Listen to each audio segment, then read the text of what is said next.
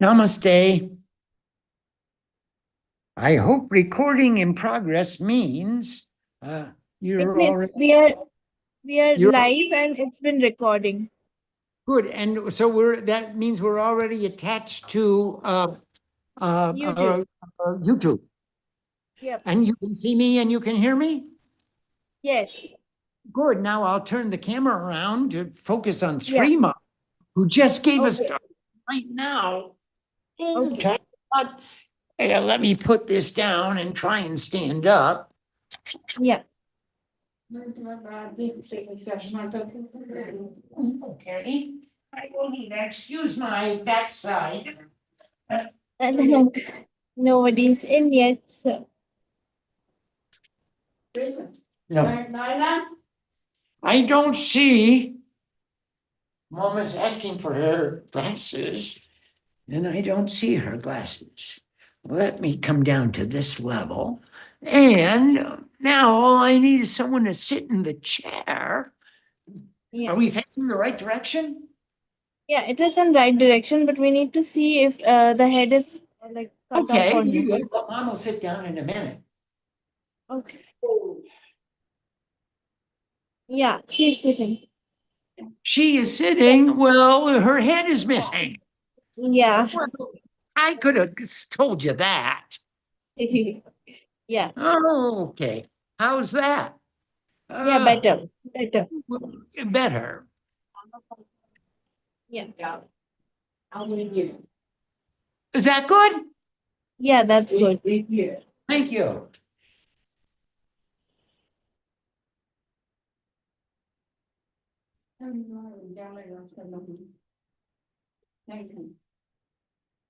So. And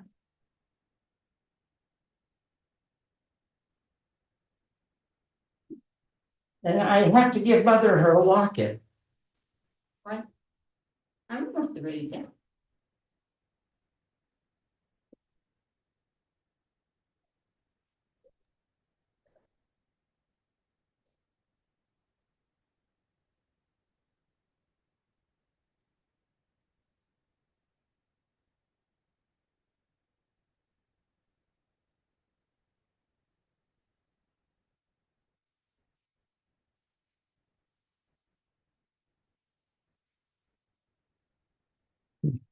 One moment.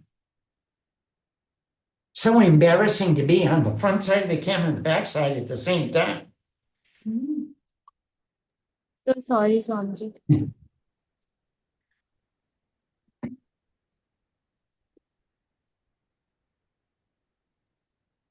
I was singing to Ram and I was starting to get hoarse. I'm losing my voice. Wow. And it's a perfect timing. Namaste, Swagatam. Can you see us both and hear us both? Yes. Yes, Samaji. Namaste. Namaste, everyone. In this session, we're going to be studying the book, Living with the Soul. And we're going to talk about, on page 126, the Queen and the Sewer Man.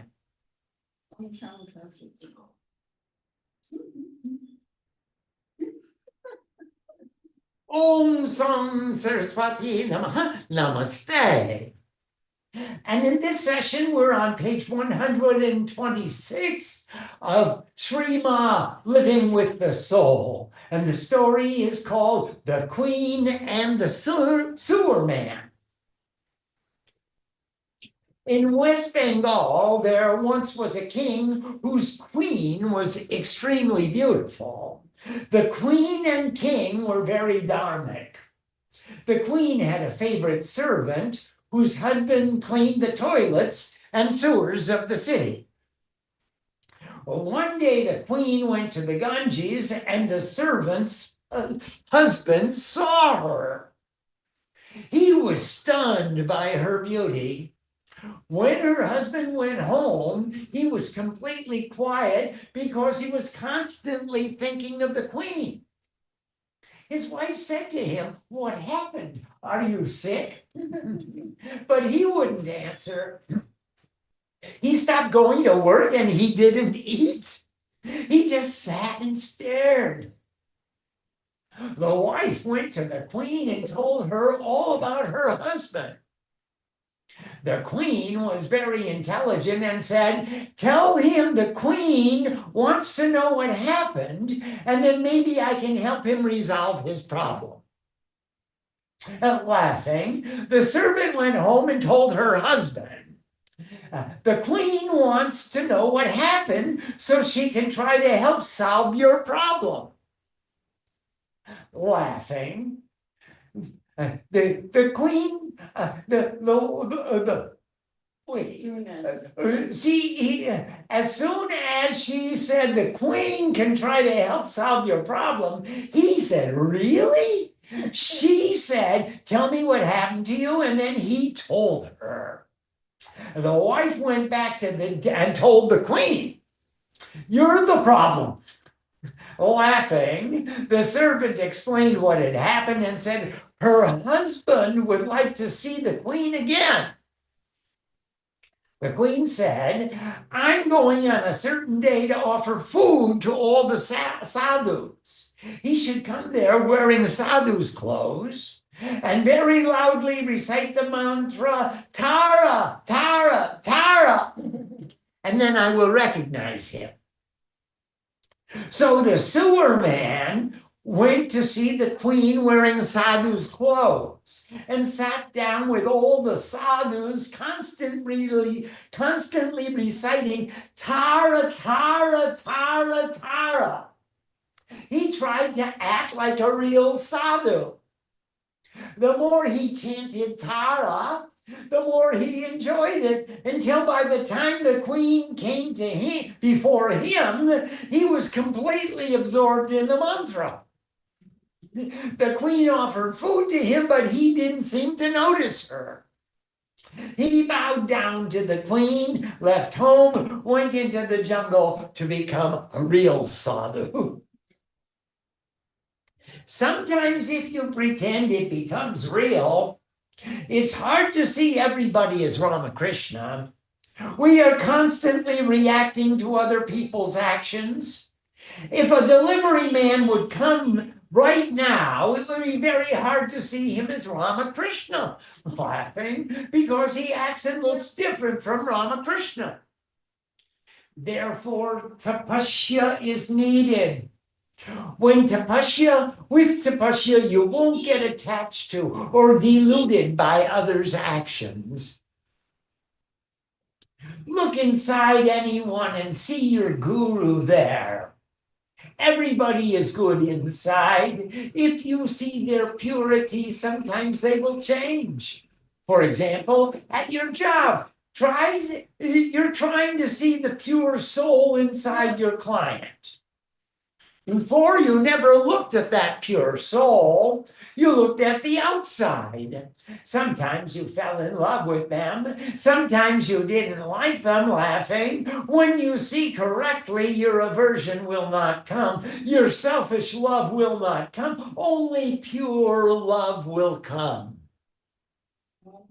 If you are looking at that person inside in a pure way, then I am there. I am there. When you're looking for purity, impurity will not come to you. Not at all. You will be completely calm and quiet. When a doctor does his duty with the divine in his heart, gives advice with the divine in his heart, the people get cured. That's the way it works. That's what people call a miracle. It's no miracle. It's just the divine work. From the beginning of my life, I have been looking for your face. For today I have seen it. Today I have seen the charm, the beauty, the unfathomable grace of that face that I was looking for. Today I found you. And those who laughed and scorned me yesterday are sorry they were not looking as I did. I am bewildered by the magnificence of your beauty and wish to see you with 100 eyes. My heart has burned with passion and has searched forever for this wondrous beauty that I now behold. Your fragrant breath, like the morning breeze, has come to the stillness of the garden. You have breathed new life into me. I have become your sunshine and also your shadow.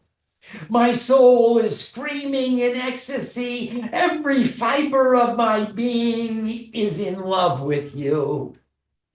Your effulgence has lit a fire in my heart. You have made radiant for me the earth and the sky. My arrow of love has arrived at the target. I am in the house of mercy, and my heart is a blaze of prayer. Rumi. Previously, Srimad talked about how Vasishta's devotion had manifested a lotus flower. Sri Ma began this interview in her usual happy mood. Sri Ma, I lived at Vasishta's house for a long time, and we had satsang every day. Many devotees came from far away. Most of the time I was in samadhi. These people had so many worldly attachments, but when they saw me in samadhi, they sat down and meditated. They didn't think I have to go back home. They completely dissolved. They were so absorbed in meditation that they couldn't move. When I woke up, they woke up. Sometimes I would wake up around 3 a.m. And when I opened my eyes, I saw all the devotees sitting there meditating. In the morning, they left to go to their jobs. How beautiful they were. How devoted they were. They forgot family, friends, everything. It was a beautiful time. What can we learn from that? Every human being is a form of God. When a human being is touched by that spirit, they realize that we are one soul. When they meet a pure soul, they wake up. Every human being can do that. These devotees were worldly people. They had children, families, jobs to go to every day. They had many attachments, but they came to see me and they dissolved.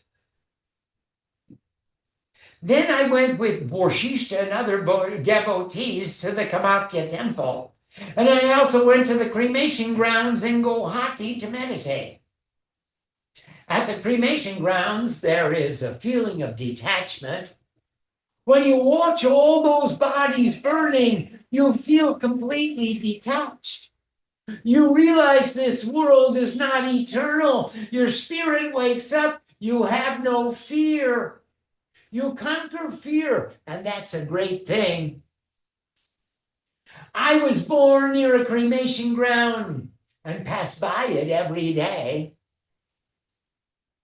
Mother Sarada comes in a dream.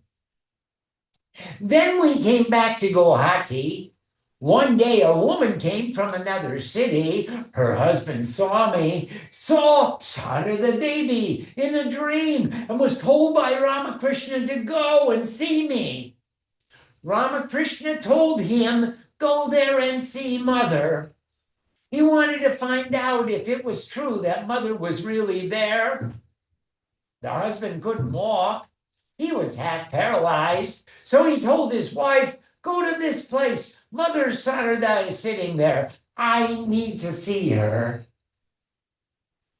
His wife came and saw me and said, my husband told me all about you. I don't know who you are, but you have to come with me.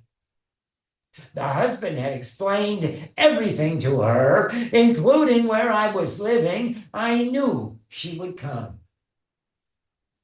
I went with her and saw her husband, and we both recognized each other, and he cried.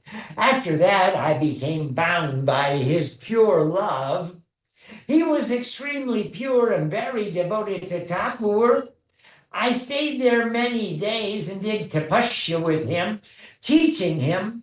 I established Siva at their house, and he started to chant the Chandi and different mantras. We had a wonderful time.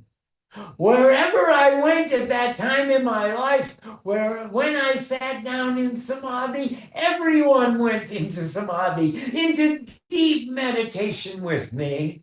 This went on day after day, month after month, with hundreds of people. The whole city came to me, came to know me at that time. So much was happening in people's lives. I can't explain it to you. Giving Kali a lift. Mahavir was a great devotee of Ramakrishna. He didn't do anything without his guru. All the time he was talking about Ramakrishna and singing about Ramakrishna. One day I went to Kalpahar from my house, and Mahavir wanted to go too. It was hard to get there, and we had to take a rickshaw and a bus. On the way back, we came to the bus station very late at night, about 11 o'clock at night, and there was no taxi, no cars, no rickshaw. We were stuck and unable to do anything. Mahavir saw a jeep with a man sitting in it, and he went to him and said, "My Ma is with us. Could you give us a lift?" Right away, the man said, "Yes, I'll give you a lift." Isn't that great? He took us to Mahavir's house, dropped us off, and he left. We didn't know anything about him. Early in the morning at 3:30, a knocking came on the door was heard. A knocking on the door was heard. At that time, I was in samadhi.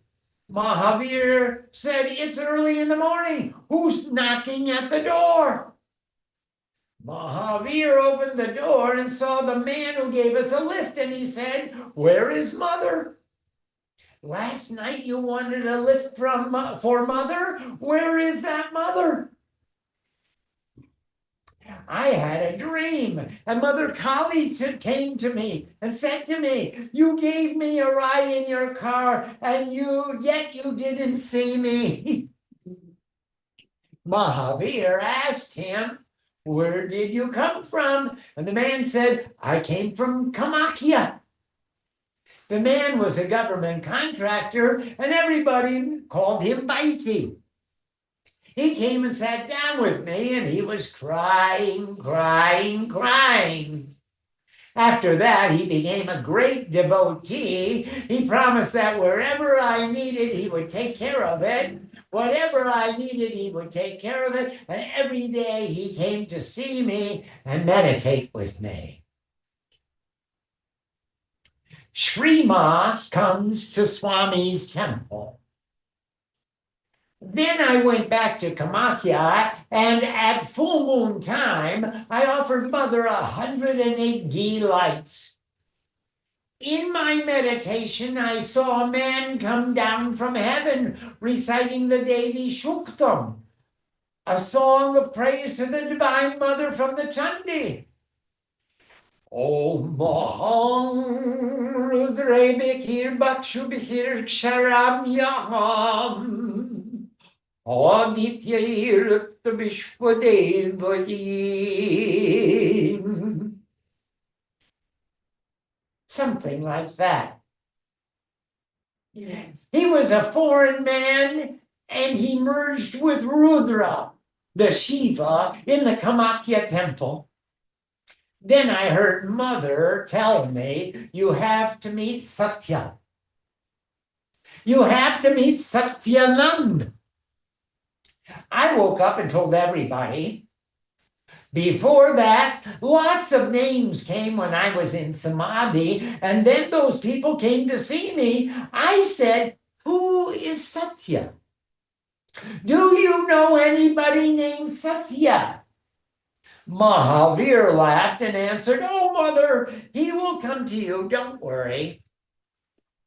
Once again, while I was meditating, I heard mother's voice, "You have to go to Bokreshwar and you have to meet Satya."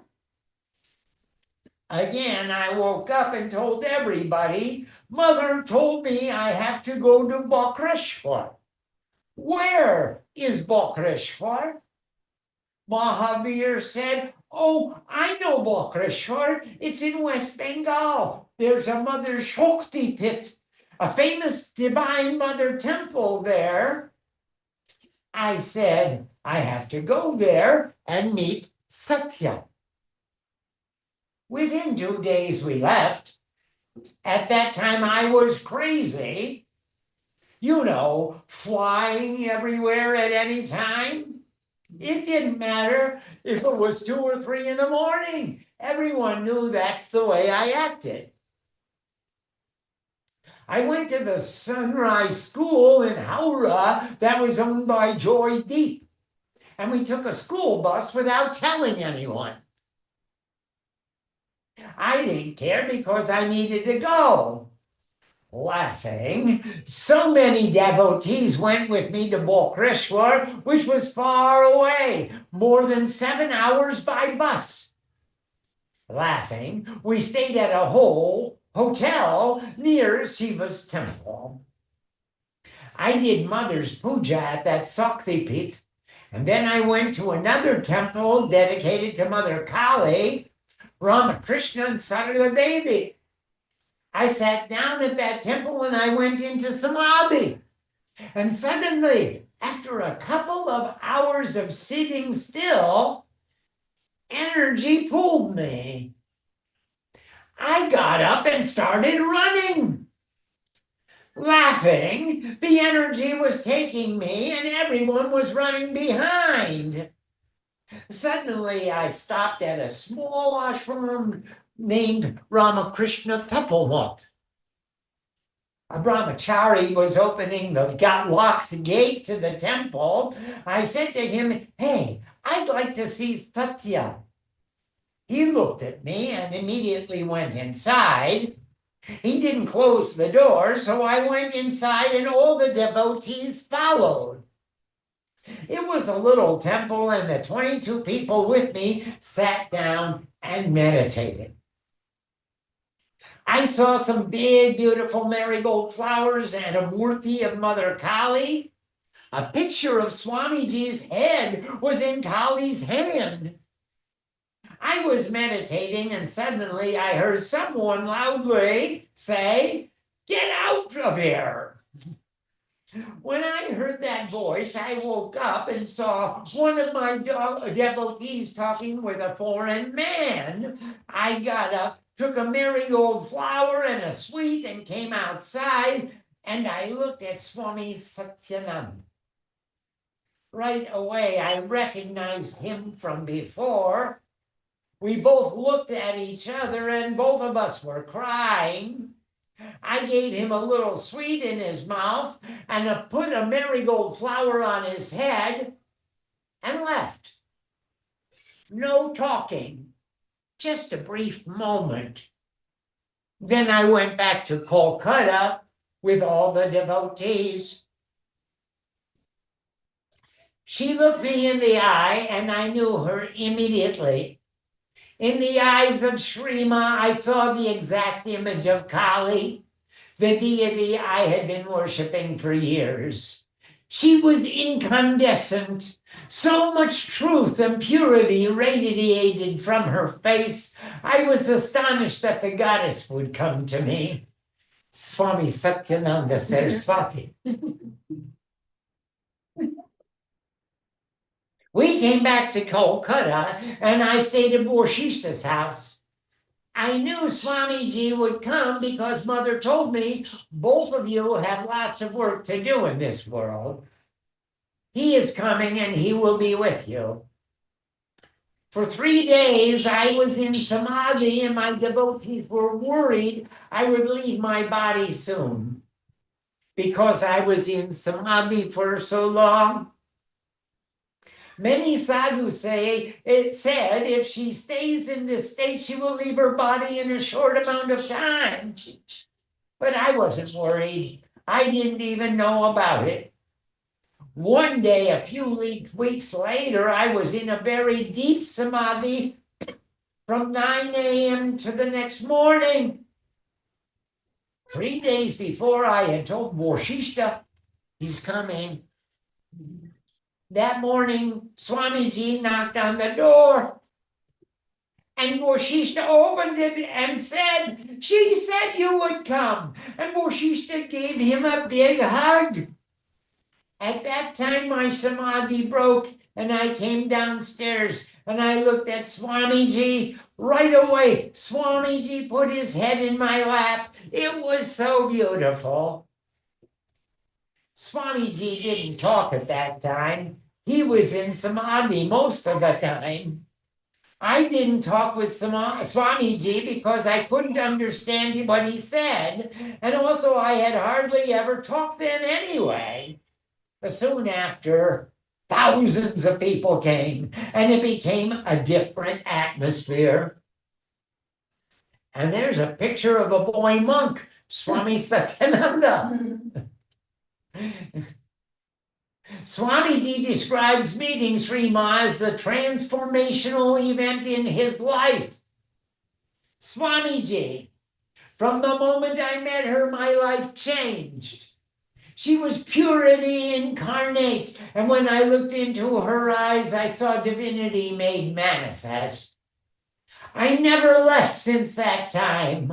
Over the years since I made the commitment to define my life by her presence, I have witnessed so many changes, yet she remained the same. She is still the 70-pound nuclear reactor that I met that wonderful day in a little village in rural India.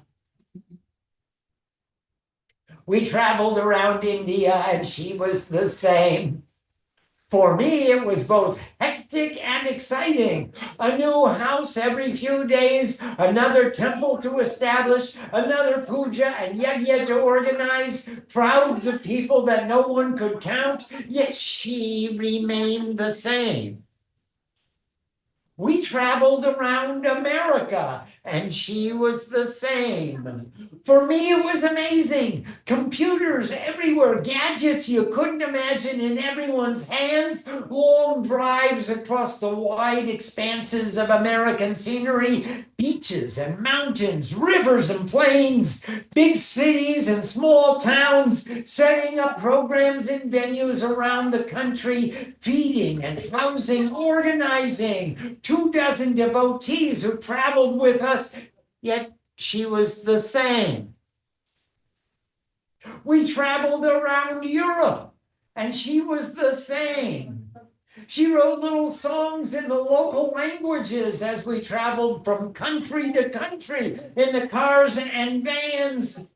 I was harassed by passport and visa formalities, traffic laws, speaking through interpreters, even driving on the wrong side of the road, yet she remained the same. We traveled in Africa, in Asia, and then around the world, and she was the same. She found something to give to everyone, a song, a cooked meal, a newly sewn cloth, a loving smile, some peace and comfort. I was struggling to communicate, sometimes fearful for our safety, a little bit paranoid, yet she remained the same. What is it about that sameness, that equilibrium, the balance, the poise, the grace which Sri Ma has consistently exhibited throughout her life? She wakes up between 3 and 4 a.m., no matter what time zone we visit. First, she performs japa with the regularity of a timepiece. She recites her mantras, counts her mala of beads. She sits in deep meditation for at least an hour and often several more.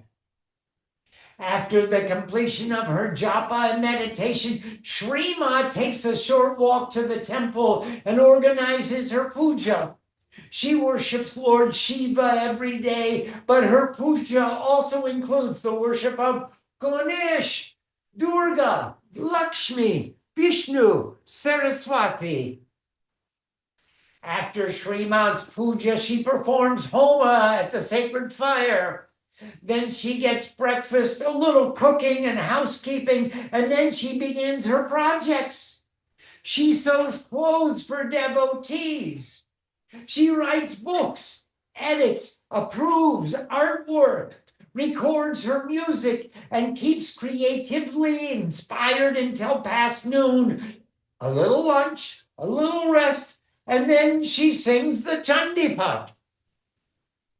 It is already evening, and Sri Ma prepares the evening meal, talks with devotees around the world, answers correspondence and emails, writes new songs. She is done by 10 o'clock, and then she reads scriptures or the lives of the saints for an hour until she falls asleep.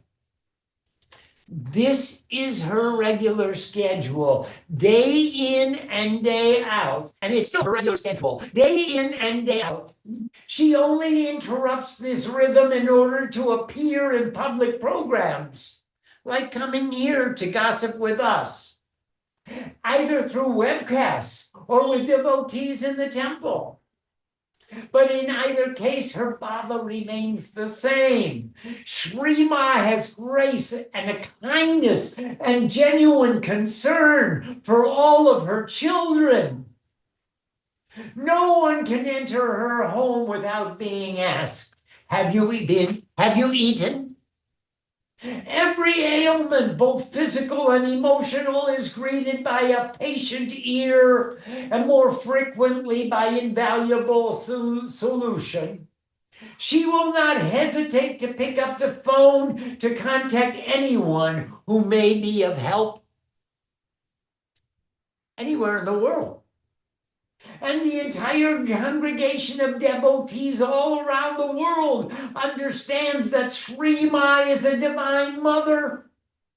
Very few could even hope for such a response from their blood relation, their blood-related family members. Her being is an example, an inspiration. Her presence is a teaching. She carries herself with such grace. She appears to be of royal lineage. She walks with such humility. The grass bows down before she steps on it. She requests with such softness and gentility that anyone would be proud to fulfill her every wish. She commands with such authority that no one could doubt that following her instructions will result in the highest good. And that is how my life changed, to be in the presence and association with this modern day saint. My faith was renewed.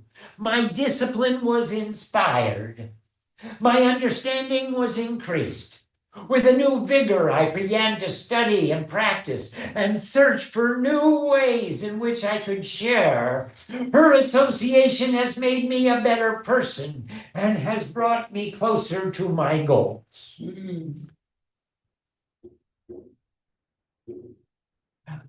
Here we'll stop for this session, and we'll continue in our next session.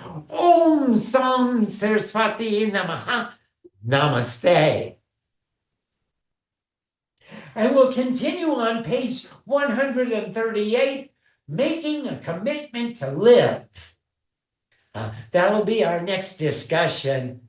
Thank you, everybody, for joining us. And let me see if I can turn the camera around and let us all see Sri Ma. Oops, I seem to be. Hello. Hello, Mr. Camera. There you are. And now, Namaste, Ambe. Ambe. Hi, Ambe. Hi, Ma. Namaste. Where are you, Mama? Yeah. You should be up there. Let's Yeah. go here. I can't find you. Yeah, Oh, yeah. you're facing the wrong direction. That's why I can't find. Oh, hello. Oh, do you recognize Dr. Turn the Cat? cameras on. Yeah. There she is. Ah, namaste. Namaste, Shrima Swamiji. Ananda, how are you? Very good, thank you. Very happy to see you. See you, my every day see you. I'm so happy. Oh, yes, very happy. Very happy that you're in my life and everyone's life. And we're all sending you lots of love and blessings. And Thank you. Thank you. We Our can love always is- use them. Thank you very much. Okay. Everyone else, please take our love, take all our blessings. We're going to perform the arati now, and I hope that you will all do the same. And we'll see you in our next session. I hope tomorrow. We'll see. We'll let you know. Pranam. Pranam. I know. Thank you. Shema. Namaste, Kripananda. Namaste, Hello. Namaste. Bye bye. Namaste. Namaste. Namaste.